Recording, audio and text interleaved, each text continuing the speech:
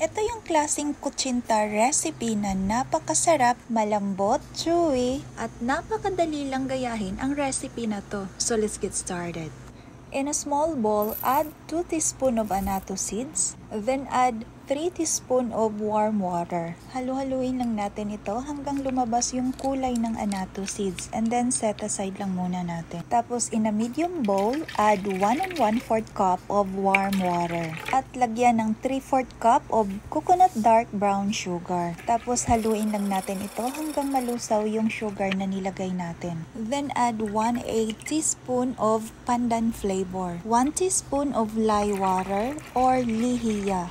Pagkatapos, ilagay na natin ang 1/2 cup of all-purpose flour and then i-mix lang natin ito at pwede na din nating ilagay ang 1/2 cup of cassava starch. So ganun pa rin, haluin lang natin ito ng mabuti.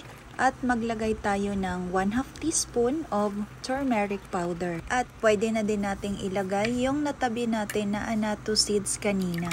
I-strain lang natin ito para hindi mahaluan ng buto. Ganun pa rin, i-mix natin ng mabuti. So ayan na nga, pwede na nating ilagay ang mixture dito sa ating molders. At dapat bago natin ito isalang, kailangan nagpakulo na tayo ng tubig para sa ating steamer na gagamitin. So tamang-tama, ito ay kumulo na. So isalang na natin ito sa medium heat, about 15 to 20 minutes. So habang nakasalang ang ating kutsinta, gagawa muna tayo ng pang-toppings. Pinaghalo ko lang pala ang stevia at ang desiccated coconut. At pag medyo light brown na ang color nito, pwede na natin tong hanguin at set aside muna natin. So ayan na nga, lumipas ang ilang minuto, luto na ang ating kutsinta. So hahanguin lang natin ito at papalamigin lang muna natin. At pag ito ay tuluyang lumamig na, pwede na nating i-remove sa molder. Gumamit lang pala ako dito ng non-stick spatula or pwede kayong gumamit any pointed na spatula. At ayan na nga, dito na tayo sa last part, ang paglagay ng toppings.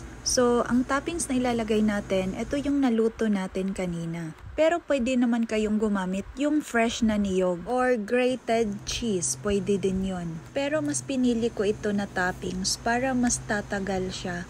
Unlike kasi sa fresh na niyog, mas madali kasi siyang mapanis.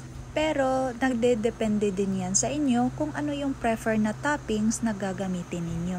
At para sa kumpletong listahan ng ating sangkap, makikita sa comment section.